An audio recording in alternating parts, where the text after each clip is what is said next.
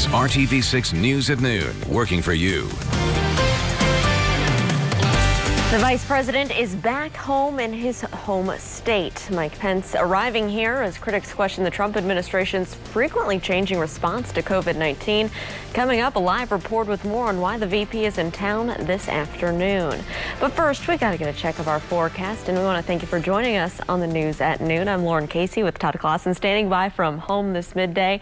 And Todd, we had great weather yesterday. We were saying this morning is pretty comfortable, and some pretty good news as we're heading into the weekend finally. Yeah, you know, it's absolutely beautiful even out there at this noon hour, Lauren. I was just outside shooting a video that I'm going to put on the web here shortly, and I kind of wanted to stay in my backyard and not come down into my basement. But plenty of opportunity to get out and about here this afternoon and into the evening hours. Temperatures, look at this at the noon hour, right at 80 degrees in Indy, 79 in Martinsville, 78 in Peru, as well as Greenfield. The humidity today is low, and there's a nice gentle breeze out there as well. Some action on the track, as you see there in Speedway. These are the Ferrari cars taking laps around IMS, and what a great day for those guys out there and anywhere across central Indiana. You can see the sun shining on the front stretch there. Now, there's a few clouds up towards the Fort Wayne area drifting in off of Lake Michigan, and that is just about it. And we'll have those puffy cumulus clouds at times this afternoon, but we are not expecting any rain in the forecast for the day today. Temperatures will climb up to about 83 to 85 degrees this afternoon, so it's very, very comfortable. And then once the sun sets this evening, we'll cool off into the 70s, making for a very nice Friday night. We'll talk more about the weekend forecast for you coming up in just a few minutes. Todd, thank you. Well, he is back home to talk about the need for schools to open back up despite the COVID-19 pandemic. In less than 2 hours from now, Vice President Mike Pence will lead a panel discussion right here in Indianapolis on that very topic. And our own Megan Sanctorum is live this midday right outside Marian University. That's the site of this panel discussion involving the Vice President today. Megan, good afternoon. Good afternoon, Lauren. Yeah, we are right across the street from Marian University, where the roundtable on reopening schools, led by Vice President Pence, is scheduled to start at 1:30 this afternoon. Pence was named leader of President Trump's White House Coronavirus Task Force back in March when it was created. He and the White House have faced criticism for pushing both K-12 schools and college campuses to reopen for in-person instruction, despite the rising number of COVID cases across the country. But Pence himself has repeatedly said he would not hesitate to send his own children to school. We do not know who else will be part of this roundtable discussion today. However, Pence and the president of Marian University here, Dan Elsner, have long been allies, going back to Pence's term as governor and Elsner's tenure on the State Board of Education. Now, we do know a group of protesters is scheduled to meet outside of the State House. We'll have more on that coming up tonight at 5 and 6. You can, of course, watch the roundtable live on our Facebook or our website, theindychannel.com. Reporting live, Megan Sanctorum, RTV6. Megan, thank you. The Vice President is in Indiana on the day that a state set another record for the COVID-19 cases reported in a single day.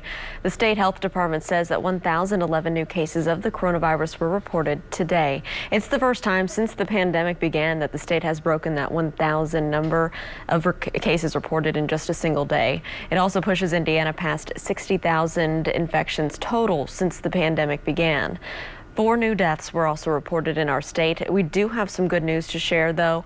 More than half the state's intensive care beds are open right now, and that number of people being treated in the hospital for COVID-19 is down slightly. Well, the rise in COVID-19 cases is forcing Indianapolis and Marion County to roll back its reopening plans. Starting today, bars and nightclubs that don't serve food will have to shut down for at least a few days through August 12th. Restaurants cannot seat guests at the bar and can only operate at 50% capacity. Churches can hold indoor services at 50% capacity. Gyms must restrict capacity down to 25%, and social events are limited to 50 people. Hair and nail salons and also spas will be by appointment only. Those who work in restaurants along Mass Ave quickly started getting ready for the changes. Moving forward, it's going to be a little bit harder because people are more and more used now to coming out, and they've been used to being able to have a little bit more inside, and we're going to have to backtrack it a little bit. The rate of positive COVID-19 cases in Marion County has jumped nearly 50% in just the last week. Those rates are especially hitting young adults between 18 and 30 who tend to congregate in gyms, bars, and other indoor facilities. Also, under the new mandate, Marion County schools will not be allowed to open for in-person instruction until at least August 5th. Most of the country's school districts were already planning to keep students at home. Pike Township schools now say that their school year will start with virtual classes only on August 11th. Pike joins Washington Township schools in offering only online classes to begin the school year. IPS, Wayne Township, and Lawrence Township schools have also pushed back their first days of school. We do have a list of school districts and their opening plans. It's updated daily as those districts make their decisions. You can find that full list right now at theindychannel.com. So Indiana's statewide mask mandate takes effect on Monday, but the state's attorney general is raising questions not about the masks or the face coverings, but whether or not the governor has the right to impose that mandate. Curtis Hill spoke to our Rafael Sanchez on Good Morning Indiana. What happens come Monday? Because people are going to be somewhat confused. They've read your 6-page advisory. What do I do? Because I don't want to be in violation of the law. Well, that's a very good question. The reason that we got involved is because members of the General Assembly, they themselves were confused about what was going forward. And so they contacted me and asked if we could weigh in. We have made the suggestion or recommendation as to the appropriate step. Keep in mind, Rafael, we did not say that we're for masks or against masks or that it was a bad idea, good idea. This is about the process so that the public can have faith and confidence in the process. So in our estimation, if there is a desire to create a statewide mandate regarding masks or any other matter that would impose criminal penalties or criminal sanctions, the best path forward to provide public confidence is that process go through the ordinary legislative process that provides public notification, provides opportunity for debate, and first and foremost, provides accountability for the decision making. The Attorney General's advisory is an opinion that the governor can ignore, but someone could use the advisory to file a legal challenge. When it comes to any possible lawsuit, the governor says, quote, "I don't live under the threat of a lawsuit. We do our research before we speak," end quote. To encourage more people to mask up around the city, Indianapolis is partnering with the Arts Council for a new social awareness campaign. A flower placed as a symbol of hope for growth, cardinals for Hoosier roots, even a masked hot air balloon for a slight bit of humor. The Indianapolis artist William Denton Ray's depiction of our society. He's one of 6 artists taking part in the city's initiative. It's called #MaskUpIndy. The color of the art that I did is kind of happy and vibrant and hopeful. And the idea of that is to try to, make people hopeful that we can get past this by just simply wearing a mask. The Mask Up Indy campaign is funded by $20,000 in federal CARES Act money. To find out how to get one of those posters for your own business, you can go to our website, theindychannel.com. Well, they are hitting the road to keep the story of the Delphi daughters from being forgotten. Next, we'll show you how you can be part of a fundraiser for an important construction project in memory of those 2 girls. Todd. And Lauren, a beautiful day in progress here across central Indiana. Low humidity, lots of sunshine, and very seasonable temperatures, sitting right at 80 degrees in Indianapolis. But you look off to the west and you do notice temperatures are a little bit warmer. Well, that is heading in our direction. We'll talk about how hot it's going to get in your weekend forecast coming up when the news at noon continues right here on RTV6.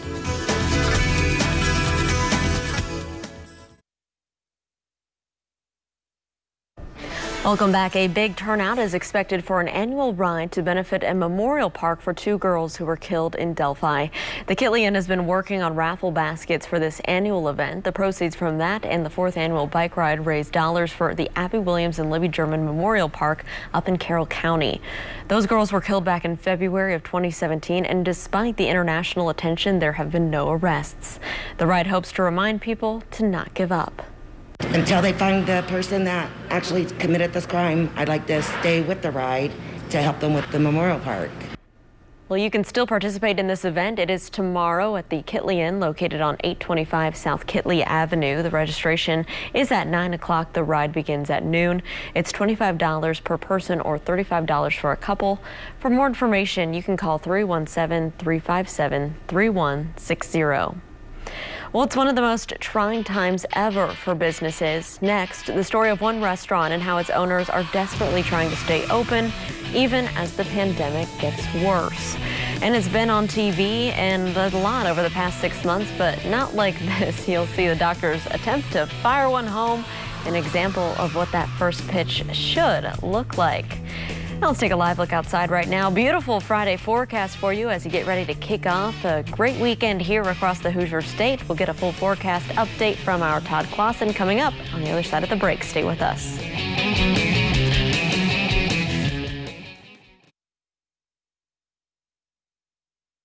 Welcome back to the news at noon. So we know that during this pandemic, finding a job, it can seem like an impossible task, right? So RTV6 and the Indiana Black Expo, we are teaming up together to bring you the virtual Hiring Hoosiers Employment Opportunity Fair.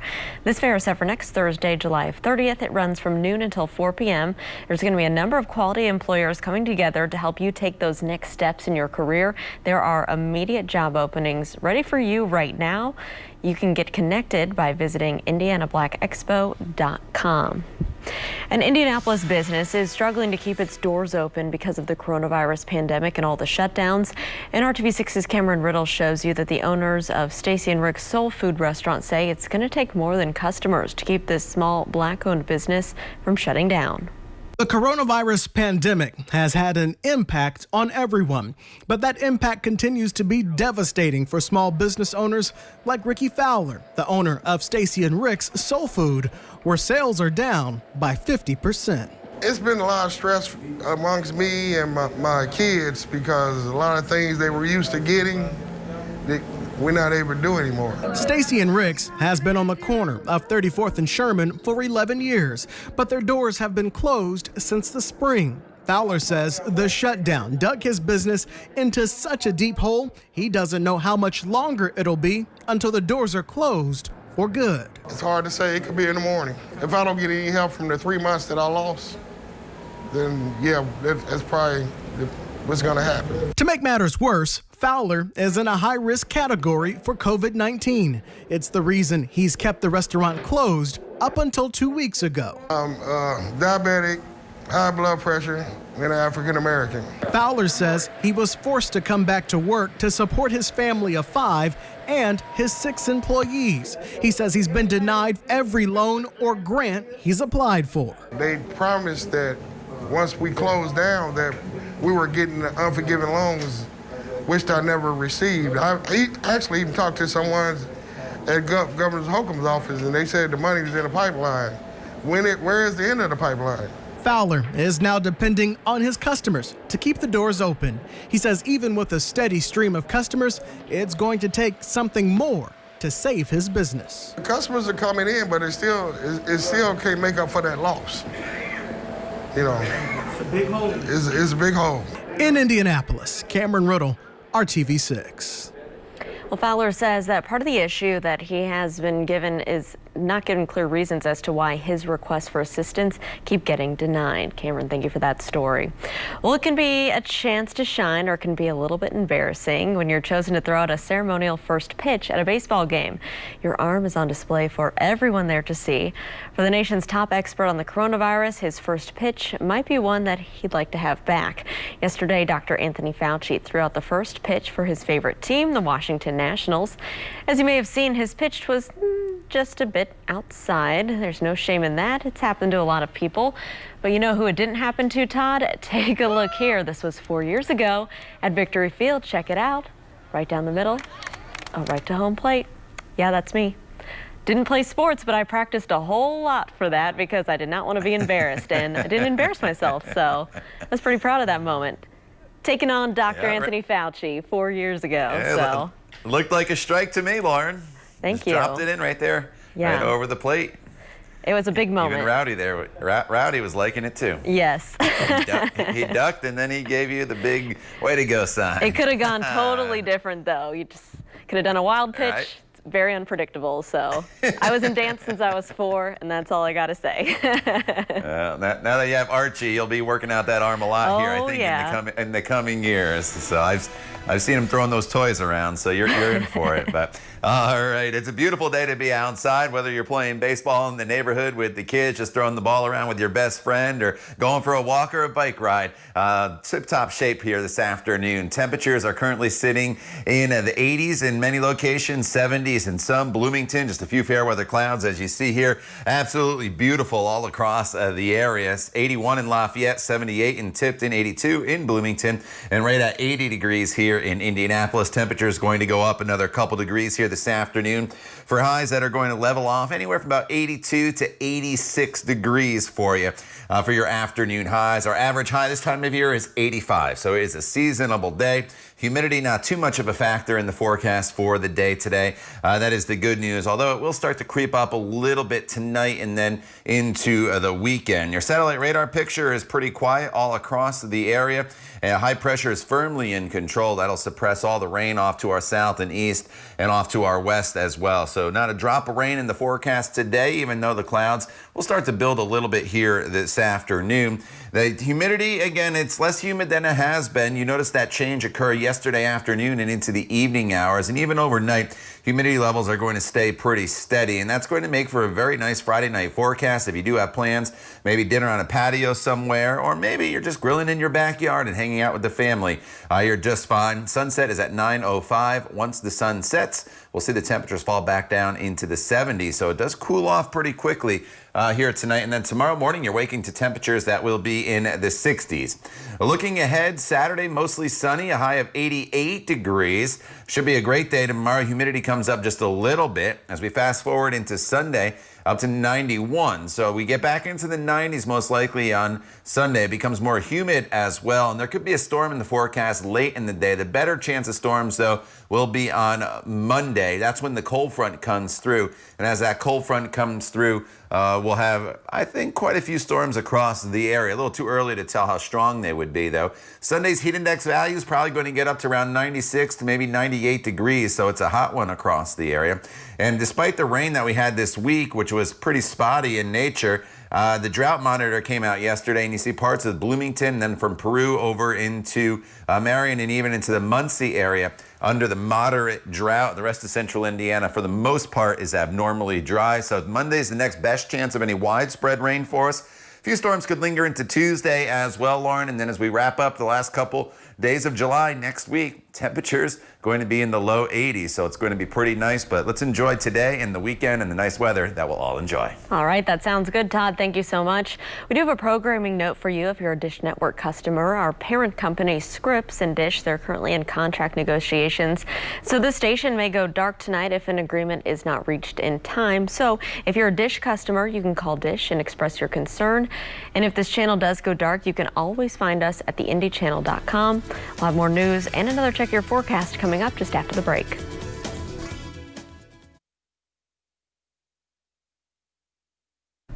Well, it started out as cordial, but the podcast and YouTube show hosted by retired Colts punter Pat McAfee was anything but that by the end. This week, McAfee was interviewing pro wrestling star Adam Cole at his Indianapolis studio. Things were okay until McAfee suggested that his success in WWE was tied to help from other wrestlers, and it went off the rails from there. Did it all by myself. No. Don't believe that. We watched the takeovers, Adam. The Undisputed Era is the main reason why you've succeeded. But by the way, smart. That's good business. Hey, that's business, baby. That's very smart business. Oh, and especially for you, because, you know, you're kind of small. Oh, we're going to go with the size thing now. You, Pat. Seriously, I'm sick of your I come the whole way here, take time away from my family to come to do your stupid show. Well, McAfee says this beef was real, and he says Cole will never be invited back on his show, especially after the shove there to one of his producers. Gee, Todd, I know he's talking to a wrestler. Can't imagine why someone would think that that was staged in advance. All right. I don't know. McAfee still stirring the pot a little bit. Stirring the pot as always. All right. Outside, Lauren, it's beautiful right now. It'll be nice through the weekend, a little warmer over the weekend, highs around 90 degrees. The humidity comes up as well, but no threat of rain until late in the day on Sunday. All right, Todd, thank you. And thank you for joining us and making RTV6 your choice for news. We hope you have a great weekend.